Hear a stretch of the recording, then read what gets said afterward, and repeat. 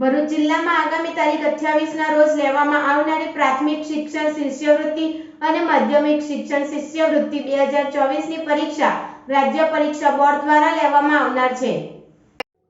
ભરૂચ જિલ્લામાં લેવાનાર પ્રાથમિક શિષ્યવૃત્તિ પરીક્ષામાં અંગે જિલ્લા શિક્ષણ અધિકારી સ્વાતિ બારાઓલે માહિતી આપતા જણાવ્યું હતું કે જિલ્લામાં યોજાનાર પરીક્ષામાં કુલ 6646 અને માધ્યમિક શિષ્યવૃત્તિ પરીક્ષામાં 1648 વિદ્યાર્થીઓ એટલે કે પ્રાથમિક અને માધ્યમિકના મળી કુલ 8294 વિદ્યાર્થીઓ પરીક્ષા આપનાર છે। આ પરીક્ષા માટે જિલ્લાના કુલ 37 કેન્દ્રો અને 618 બ્લોક નક્કી કરવામાં આવ્યા છે। આ તમામ કેન્દ્રો પર સીસીટીવી કેમેરા પણ ચકાસી લેવામાં આવ્યા છે। પરીક્ષામાં સરકારી પ્રતિનિધિ સહિત 56 કર્મચારી અધિકારી અને 285 સુપરવાઇઝરો ફરજ બજાવશે। પરીક્ષાના સુચારુ સંચાલન માટે અવિરત વીજ સેવા મળી રહે તે માટે વીજળી કંપનીના અધિકારીઓને તેમજ પોલીસ ડિપાર્ટમેન્ટમાં અને હીટવેવને ધ્યાનમાં રાખી હેલ્થ ડિપાર્ટમેન્ટમાં પણ જાણ કરી દેવામાં આવી છે। પરીક્ષાના કેન્દ્રો ઉપર હેલ્થની એક ટીમ ઉપસ્થિત રહેશે। આ પરીક્ષા પાસ કરી મેરિટમાં આવનાર વિદ્યાર્થીઓને સરકાર દ્વારા આપવામાં આવતી શિષ્યવૃત્તિનો લાભ મળવાપાત્ર થાય છે। આ પરીક્ષામાં પાસ કરનાર અને મેરિટમાં આવનાર દરેક વિદ્યાર્થીને પ્રતિ માસ 1000 લેખે 10 માસના કુલ 10,000 રૂપિયા શિષ્યવૃત્તિ પેટે ચૂકવવામાં આવે છે। રાજ્ય પરીક્ષા બોર્ડ દ્વારા દર વર્ષે પ્રાથમિક શિક્ષણ શિષ્યવૃત્તિ અને માધ્યમિક શિક્ષણ શિષ્યવૃત્તિની પરીક્ષાઓ લેવામાં આવે છે।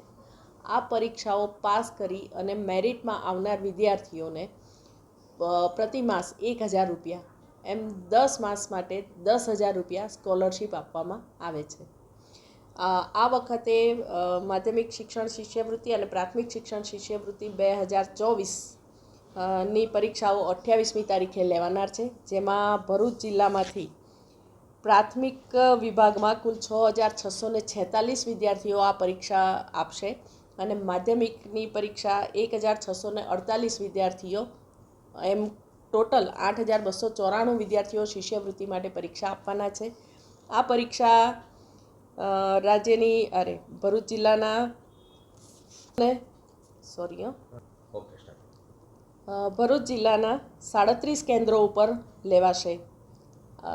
આ પરીક્ષા માટે કુલ 56 કર્મચારીઓ સરકારી પ્રતિનિધિ અને ઝોનલ પ્રતિનિધિ તરીકે કામગીરી બજાવશે અને 285 સુપરવાઇઝરો આ પરીક્ષા સુચારુ રૂપે સંચાલિત થાય તે માટે કાર્ય કરશે।